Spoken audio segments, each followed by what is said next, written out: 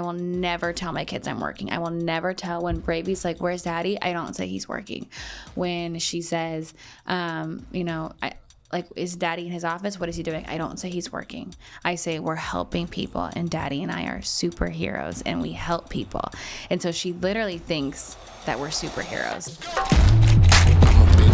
Hey, how's it going, everyone? My name is Matthew Welsh, and welcome to the Leaders Only podcast, where we talk about business, leadership, mindset, and it's pretty much anything revolved around building an incredible life. You know, the reason that I started this podcast is because I felt like on the way to where we're at now, there wasn't really a place to go learn tangible skill sets, leadership qualities, and mindset strategies that you can learn today, apply today, and get immediate results. And so the goal of this podcast is to teach you the things that you need to actually win, to actually change your life, and to actually grow your business and grow your team if you're someone that's in a leadership role. And so if you can do me a favor, if you ever get something out of our message, if you ever get something out of the content, if you can like, share, subscribe, just tell people about it. We put out all this information for free. And so all we ask is that you share it with a friend if you get something out of it. So with that being said, thank you guys so much, and let's tune in. Let's go. I'm a big mood.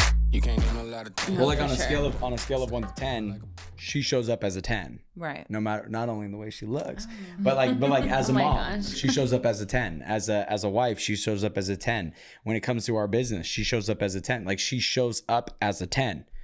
But my expectations is that it's going to be a 0. Right. Or that's sorry, not my expectation. I have 0 expectation. So the 0 expectation puts it at a 0. So when she shows up perfectly in my mind, like, I'm like, wow, I'm the most blessed man in the entire world. Yeah. And then it makes me also want to go harder to provide for her because I had no expectations. Now she's more than delivering on all my expectations, right, which makes me as a man want to show up even more for her because she's doing it and I wasn't expecting her to do it.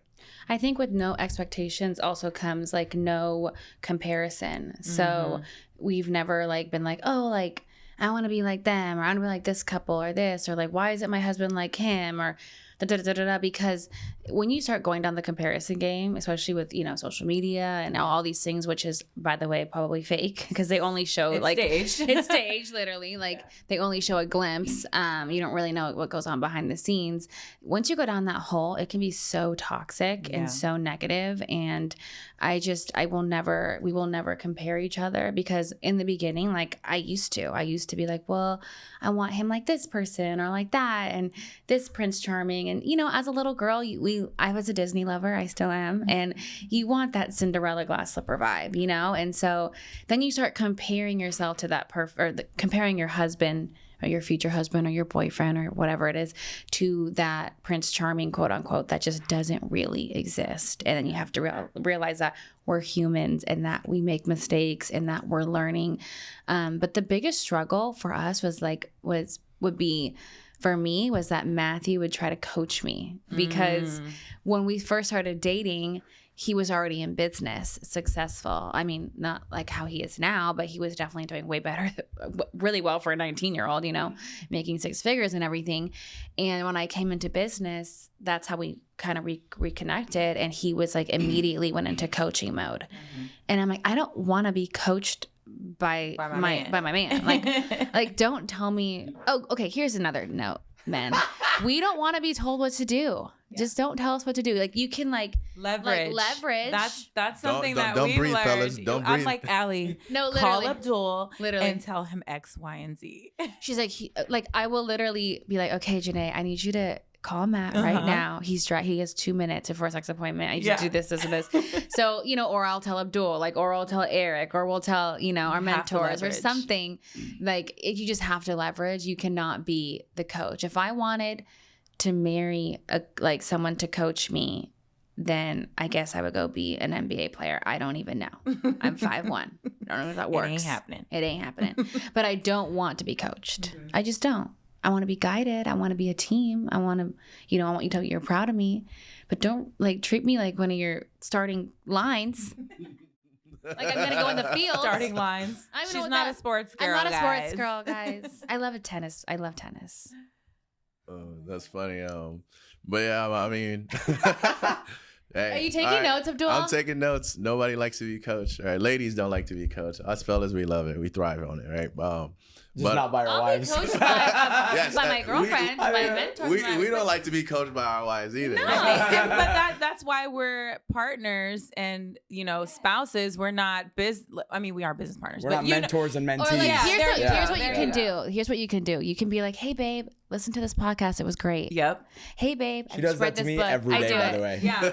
Every day. Like, seriously. But Hey, no, babe. seriously, like if she said, like she'll like send me a podcast, and in my mind, I'm like, I guarantee you, there's something in here that I need to work on. Or like a indirectly- TikTok or I an get- I get a Instagram reel- reel. I get a You'll reel. love this. If really? you see anything, love like this. I send send them it. to them all the time. I'm like, listen to this one.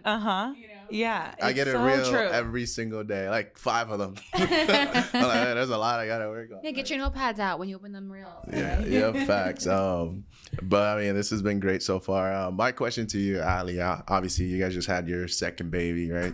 And I know, like for most people, the second one is usually tough. So how have you been able to manage being a mom of 2 and still being able to lead such a strong organization? Well, I will say my second one is chill.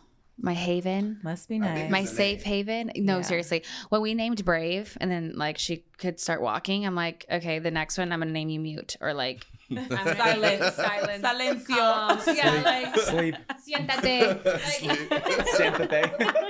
I'm like Rem. REM. No, but my little haven, she's so sweet. Brave is, where She's like, Brave is so sweet as well. Brave is the sweetest little She'll girl. just She just run everywhere. She's very outgoing. She literally lives up to her We name go to the every airport. way. She goes, hi, how's it going? Appreciate you. She's 2. I'm like, literally, okay, like we can't go in the van. Stay with mommy. Like she'll go with wherever, whenever, right? Mm-hmm. But balancing, I can't say I do it on my own. I don't. I really don't. It takes a village and it takes a tribe. And full transparency, I have an incredible nanny that assists me. Arlette, I love you so much if you're listening. But literally, she's a godsend and she has my back. And we work as a team and we manage the home. And I'm very fortunate that because of the business and, that we've been able to provide, we've been able to do that.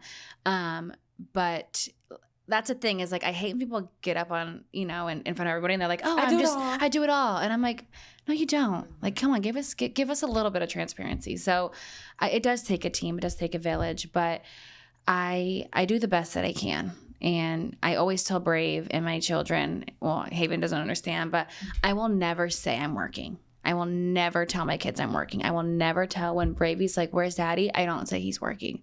When she says, like, is daddy in his office? What is he doing? I don't say he's working. I say we're helping people and daddy and I are superheroes and we help people.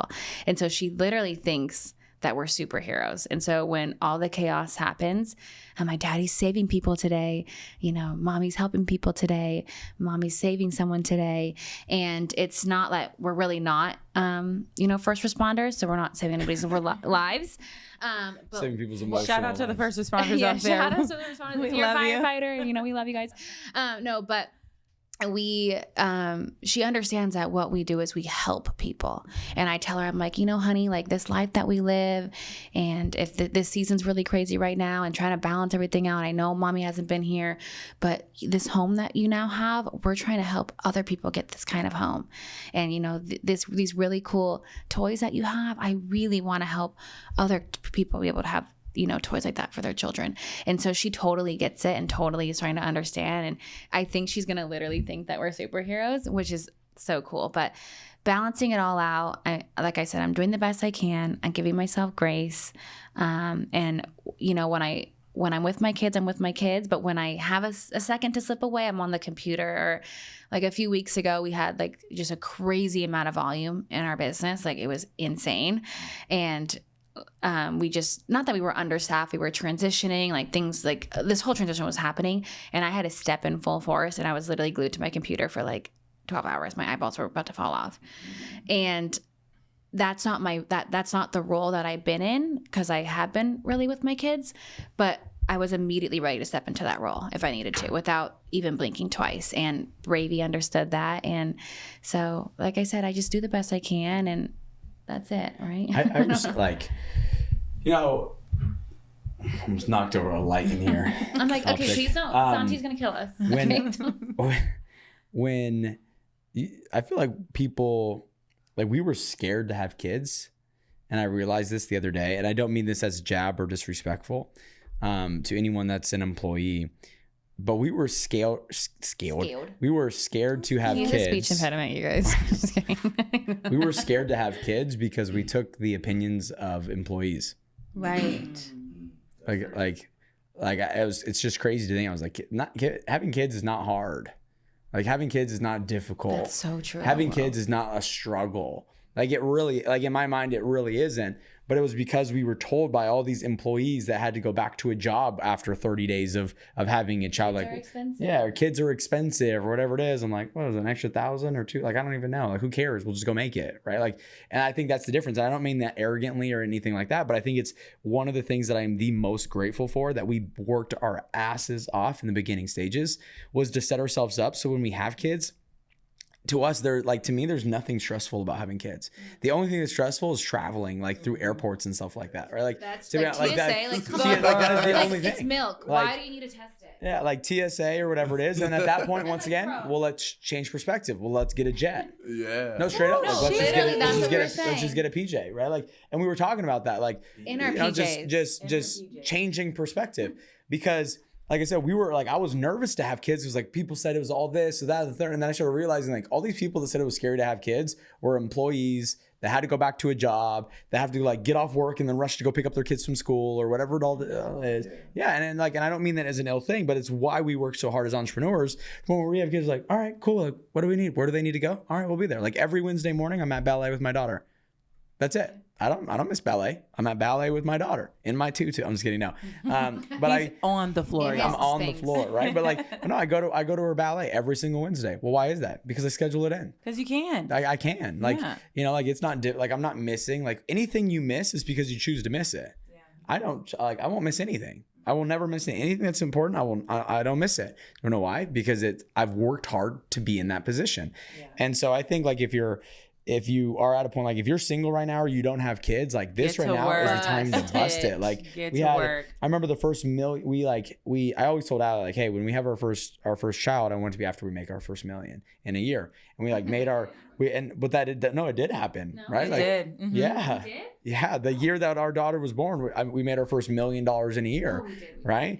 Like in passive income. And then since then it's scaled tremendously, you know, way past that. But the fact is like, I worked my butt off. And the reason that was the number is because it meant so much to me to be a dad.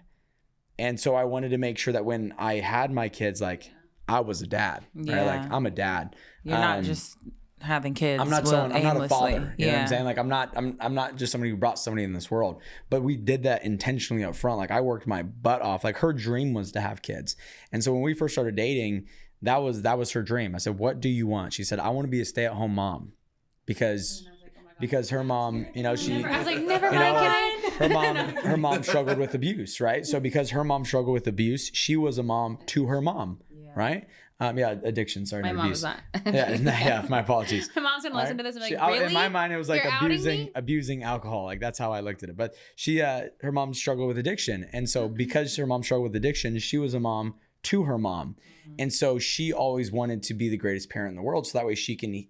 That just meant so much to her. Yeah. So when she told me that when we were 20 years old, that was the only thing that went through my mind. I was like, I'm gonna go work my absolute butt off because it means something to me to be a dad, but it means a ton to me to give her the freedom to be a mom. Mm-hmm. And that's why when we had Brave, I told her straight up, I said, that was the promise that I made her. I said, if you never want to work again and do nothing, then don't.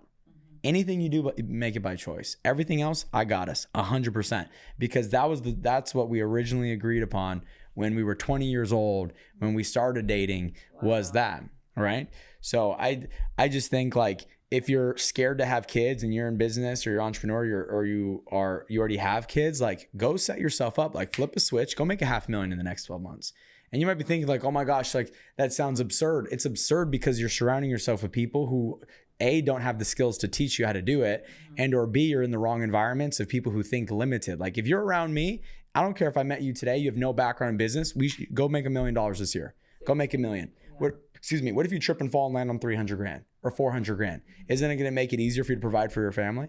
right? So I would just challenge anyone that's listening right now, like shift your thinking, like stop being scared of things, just go earn more. And if you have this scarcity about earning more, you need to switch your circle and get around people who are going to pull that out of you. So that way, if you want to be a mom or you want to be a dad or you want to be present or you don't want to miss moments, like that's a decision. Any moment you miss is a decision to miss it.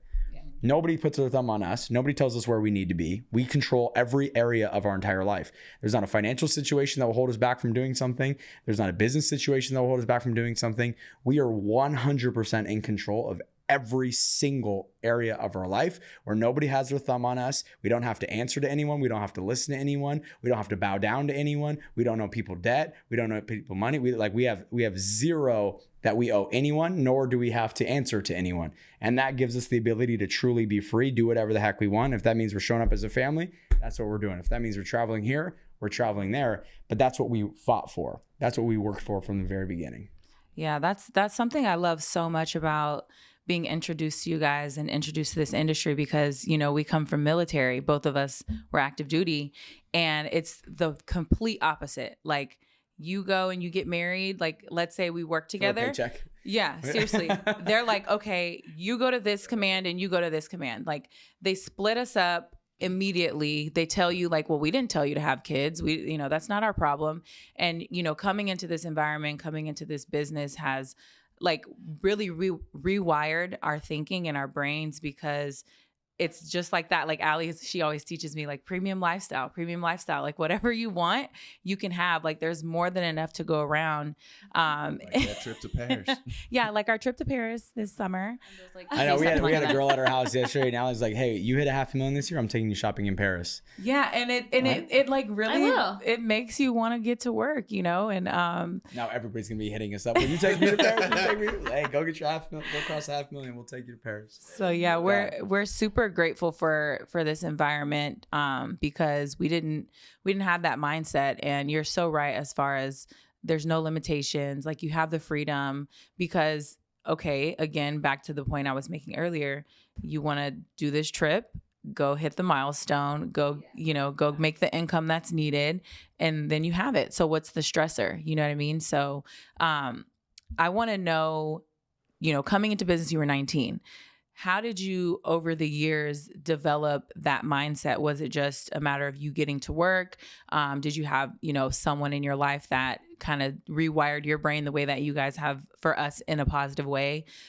What does that look like for someone who's out there who maybe doesn't have that direct mentorship or access to, people like us or in our industry? Yeah, that's a good question. I think it was a couple things. I think it's a mixture of running away from something and chasing something, and then figuring out what information you need in order to get to where you want to be, right? So like for me, I was running away from being broke, right? And I was chasing wanting to be somebody and do something big with my life and the lifestyle. Like I didn't want to struggle financially, right? Because like we struggled a lot financially growing up. And we were rich as a family. We were rich in love. Like I was rich in the parents that I had. Like my, the example of a dad, like people always say, like, why does it mean so much to you to be a dad? It's because I had to, like, my dad never missed a game. My dad never missed practice. My dad never missed an event. My dad never missed anything, right? And so for me, it was like, that was my example there, right? And he always showed up for my mom. Like, even when he was sick, he showed up for my mom. Like, he never missed, like, he just always delivered, right? He always delivered. And so no matter what, if he was going through chemo, well, he always got food on the table. Whether that means he went to chemo and then to work into construction and earn money to provide for my mom, he just always did that. So it didn't matter how sick he was, he always delivered for my mom. He always delivered for me and my brothers. He always delivered. So that was my example there. But we did struggle a lot financially. And one of the reasons he had to push himself in a very difficult level of like cancer and fighting illnesses and things like that, one of the reasons he had to push himself to go work after chemotherapy is because of the financial situations, right? So part of me was like, I was running away from the financial struggles that we went through and that I didn't want to ever have to experience. Like there were certain moments of things that I was embarrassed of as a kid because of, for like in high school, right? Mainly in high school, you get into high school, all of a sudden you can't afford the same things that certain people can afford, right? And they always did everything they could to provide, and that was great. But there were certain things that like, man, I wish I could do that, right? And there was like certain things that I was embarrassed of. you know, and so I was running away from like that poverty. I was running away from poverty. Like I wanted to have everything, right? But then the other side of it, like I was chasing becoming the best version of me, right? So it was a combination of two, running away from and then chasing the best version of me. And so it was, what knowledge do I need to have? Who do I need to have in order to get there, right? Like I remember where I met Allie back in high school, and she lived in La Jolla, right? And so I would go from Claremont all the way down to La Jolla. La Jolla is like one of the wealthiest cities in the United States. And I would go down to La Jolla, and I'd see all these different houses. And I remember being in someone's garage, and I was like, what is this car? And he goes, that's called a Tesla. It's the first one ever made, being in someone's garage. And I was 16 years old. And I'm like, what in the world is beachfront property on one of the most prestigious beaches in the United States? And I was like sitting in there, and the house was probably like 25 million at the time, right? This is 12 years ago.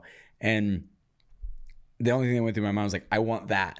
Like, I want this, right? And so I started doing math when I was 16. What do I need to earn to have a house like this? And I was like, in my mind, it was like 120 grand. Like I was completely delusional. But I was like 120 grand. I was like, how do I make 120 grand? And I started doing the math. And so what I started looking at is I started looking at what life do I want? What income do I need to make to afford that life? How do I make that income, right? And then that's why when I got introduced to our industry, like people say, like, were you all in? Were you on the edge at any? I was like, absolutely not. I saw my ticket. Yeah. I was like, I saw my ticket. I saw the ticket. Like Willy Wonka. Yeah, literally, yeah. Straight up. Like I saw my ticket. I was like, oh my gosh, I can earn the income that I want to earn here, and like I can have that life. And then all the other stuff just came with being in our business. You know, like so. I would say like the original ambition was there since I was in my teenage years, right? But it was how I was going to get there, I didn't know. And so then when I got introduced to our business, where there was mentorship, there was guidance, there was leadership, but then there also was the financial reward, because it's the most highly compensated industry in the world. You got it all. I was like, oh my gosh, we got it all. So that's why I went full fledged, and I never took it for granted, because I was like, this is my shot at the big time. This is my chance to do something big. This is my ticket to everything that I've ever dreamt of. And I knew it was going to be hard up front. I knew it was going to be difficult, but I knew it was going to be worth it, because I remember being in that house and swimming in their front yard, and waterfalls everywhere, and their background being Windansea Beach. And I remember it all. And all I wanted was to wake up and that be us. Yeah. Yeah. And now it is. And now it is. I want to follow up really quick on that.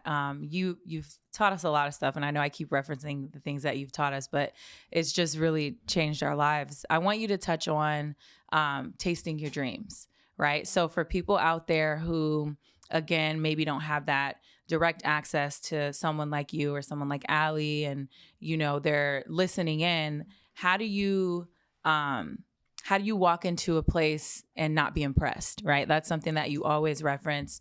And so walk us through what that looks like, and how you can go and taste your dream, so that way your mind gets there before you actually get there.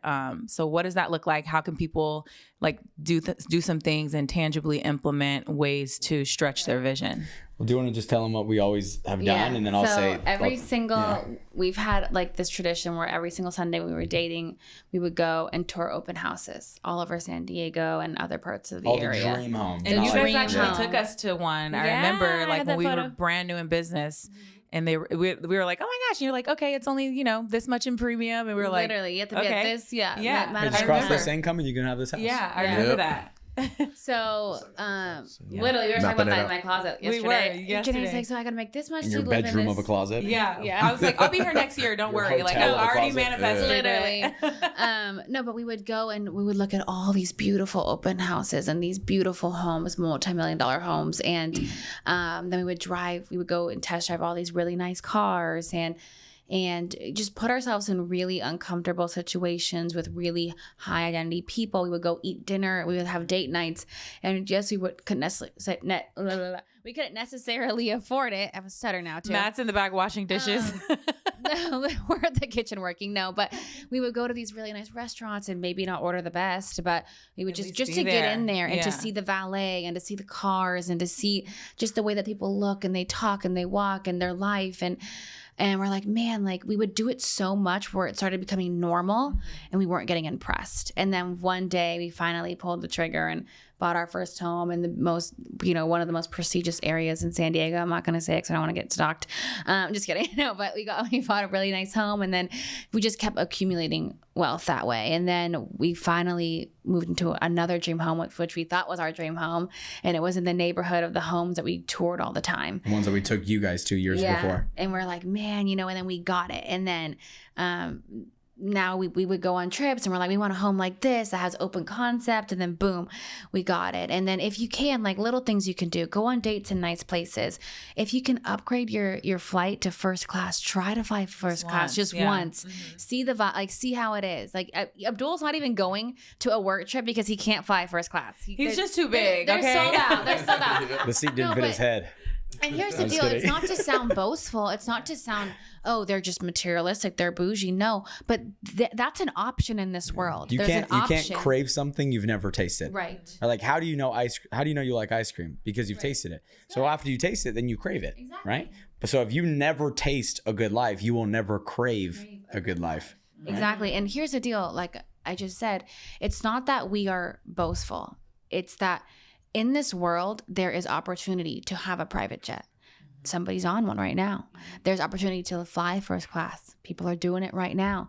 There's an opportunity to be at the Four Seasons, which is one of the nicest hotels in the world. People are there right now. Why can't it be you? Why are we settling? Why, like someone's doing it. Why are we not thinking that we're deserving of it? And so if someone's doing it, if it's out there, if it's available, we deserve it. And that's, it's better when you fly first class. It's better than flying in the back when it smells. Not that that's you know what I'm saying? Like really, comfortably wise. And if you can do it, if you can work towards it, then do it. And being in a nicer car, like having a safer vehicle.